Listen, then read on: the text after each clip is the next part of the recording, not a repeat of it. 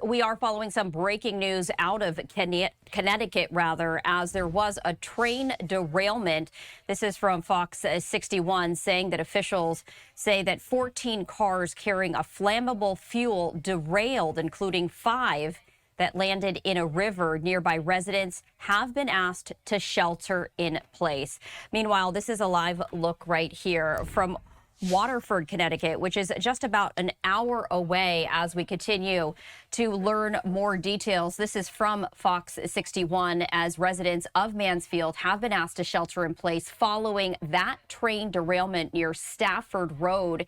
If you are familiar with that area, people living within half a mile of 1090 Stafford Road are currently being asked to shelter in place as we are learning more information. So the initial call to fire and EMS came in at around 9:30 a.m. Eastern time. Mansfield emergency officials and DEEP are on scene as they are responding to this derailment of 14 train cars, at least 5 of which have landed in a river, and those cars are carrying a flammable liquefied gas fuel. Meanwhile, this is a social media post from Governor Lamont saying that I am in communication with our state emergency management and environment teams to assess any impacts regarding the train derailment involving hazardous materials in Mansfield. We'll continue to provide updates on the situation as needed. Happening right now, we are hearing for the very latest from officials. We did want to play that out for you right now.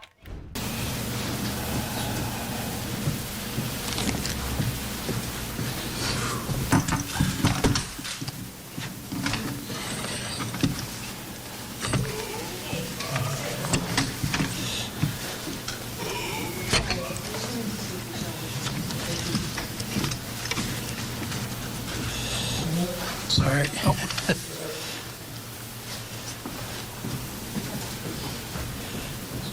All right. So I guess good afternoon. For the record, my name is John Roach. Last name spelled R-O-A-C-H-E. I'm the fire chief here in town of Mansfield.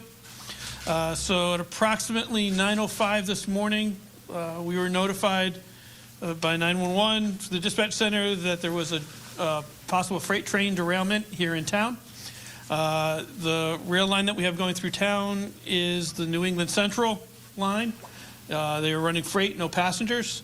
They did have a train that came off the tracks just up the road a little ways in front of 1090 Stafford Road, which is Route 32 here in Mansfield.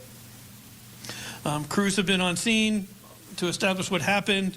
We're still investigating, but at this point in time, it appears that 14 of the cars came off the tracks. The freight cars that were carrying, some were general goods. There were some cars that were carrying liquefied natural gas, and there were also some cars carrying some grease, food grade grease that came off the tracks. It appears that primarily the liquid propane, some of those cars did roll over, but they does not appear to have any breaches with those vehicles, those vessels in it at this point in time. We're also still assessing the integrity of the other cars on the train. So we've had hazmat teams on scene from both Yukon, Mansfield, and the Sarrett regional team out of Region 4. And so they've gone out there, they've got air monitoring in place. They have not detected any flammable liquids or any flammable leaks from any of the train cars. Out of an abundance of precaution, we have implemented protect in place recommendation for the residents in those areas, but basically between 275 and Route 44, those houses and those in the area, to just kind of remain in place, windows closed at this point in time. And while we do have the road closed and we're continuing to assess the situation, we've got teams continuing right now to get in there, do some air monitoring, and they're trying to get some better pictures right now of exactly of each individual tank car to see, make sure there's not any breaches or any leaks at this point in time. Next over, I'm just going to hand over to Adam Libros, who is the town's fire marshal and emergency management director. And Adam Libros, L-I-B-R-O-S, Mansfield, the emergency management director, here to assist with the coordination of resources, locally and state resources. We have both on scene. Fortunately, with the lack of a leak, we didn't have to do any evacuations. We are monitoring the situation. If we do have to do any evacuations, we will send out notices through the emergency notification system. And I'll turn over to Ryan Aylesworth, the town manager. Ryan Aylesworth, town manager. Last name is Aylesworth. Obviously, this is a very serious event in town, and can't stress enough the importance and value of our mutual aid partners, locally, regionally, and statewide. We're monitoring the situation very closely. From the town's standpoint, we've been trying to put out accurate and up-to-date, timely and thorough information to all our residents. Obviously, those in the immediate area that are within the half-mile shelter-in-place radius, and we'll be updating that information as needed. I understand that earlier in the day there was some information that was shared that the time was inaccurate. There is not an evacuation order in place, and so we are trying to make sure that the public knows that there is no evacuation order right now. We greatly appreciate the level of response, timely response from our partners. We are blessed with natural resources in this community that we want to safeguard, and certainly hazardous waste, potential hazardous waste spill is of serious concern. Fortunately, right now it appears that the situation is under control, and the public health and safety is being maintained. So we will continue to push out thorough, updated information to our public and make sure that everybody understands what's going on and keep the public safe. Out of abundance of caution, I am going to be issuing a local emergency order, a declaration of emergency, later today, and we will be activating our virtual emergency operations center, again, out of an abundance of caution to make sure that information and resources are being deployed to our residents at this time. And I'll turn things over to the Connecticut Department of Energy and Environmental Protection. Good afternoon, Rich Scalora, Department of Energy, Environmental Protection, Emergency Response Unit. As everybody prior to me has said, we're here out of an abundance of caution, first and foremost for the environment around the derailment. There is a surface water body there, both the Willimantic River and Eagle Lake. So our concern is if there were to be an incidental release, we want to be ahead of that to make sure that we can keep it out of that water body. As the chief said, we're working with the regional and the local hazmat teams. My staff are out there right now working on some of the rail cars to assure that we don't have any releases, and we're going to continue in this position until all the rail cars are back on their wheels and safely removed from the area. I guess we'll open up to any questions anybody might have. Sure. Hi, with NBC, thank you for your time. So just for clarity, we've been hearing from the state 14, 13, now we were 10. Are we going with 14? And if so, which agency should we be getting that information Yeah, from? so it looks like the cars, not all of them came, some are like partially on the track, some are off on the side. So from a distance, when we look at from a binocular street view, that's where you're going to get like there are probably 6 or 7 that are clearly over on their sides and off the tracks.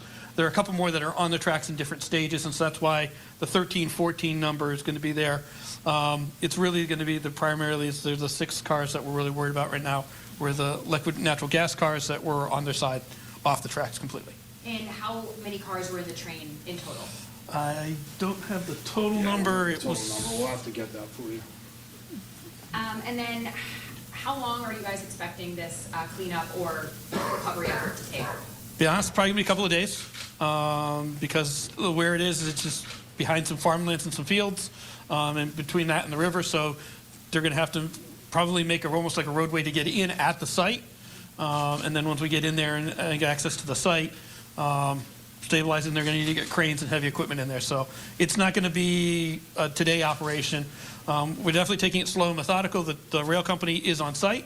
They've got representatives on site. They're starting to think about what they need for resources. But reality is they're going to need to get some cranes in there. So it's going to take some time. Do we know, sorry, I walked in late, Sure, Chief, sorry. but do we know, there's no evacuation, Correct. there was just shelter in place? Shelter in place, that's all. And it's not going to, you don't think it's going to extend to an evacuation? At this time, we don't have any reason to believe that. Again, this was out of an abundance of caution. God forbid if something starts leaking, then things might change. But at this point in time, we don't see any need for that. And what can you share about any information you have about the cause? Like, I don't know how this works, but speed, I know trains go fast, ice, conditions, what can you share about that? That is too soon to tell for that, and that's really, DOT does have their rail division on site, so they're going to be helping with some of that investigation as well as working with the rail company on figuring out what might have happened and what might have caused this. Do you know where the origin and destination, where the train was going? I don't know offhand. I know the train was southbound, so I don't know exactly where they were heading for.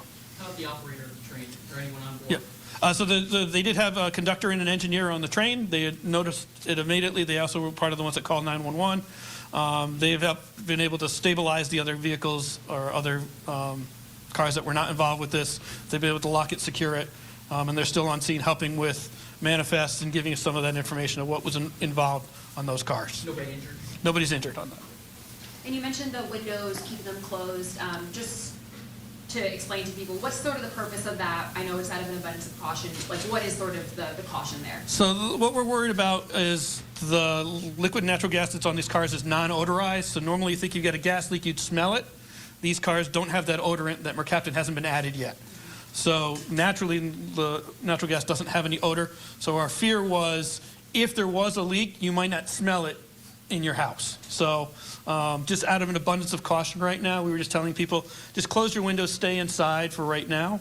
Right now, we haven't found any leaks. All our meters are reading 0, but that was just kind of as an abundance of caution. We're telling everybody that. We're hoping that maybe over the course of the next couple of days, we can, or several hours, we can amend that. For the expansive roadblocks, how long is that going to last? Is it going to go through commute later today? That'll definitely be through the commute later today. So 32, what's that? No. Sorry. So yeah, Route 32 is going to be closed from Route 275 here up to Route 44, probably at least through for the rest of today.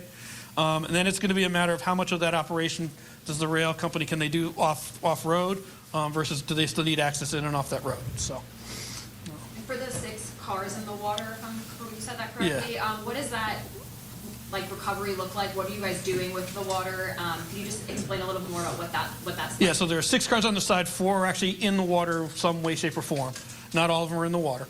Right now, nothing seems to be leaking. We do have hazmat booms and precautions out and in place. So we did that again as an abundance of caution, so that way, if there was anything, we do have the materials. We've staged a bunch of materials in and around the area. So if we find that there is a leak or we need to, we can deploy those resources.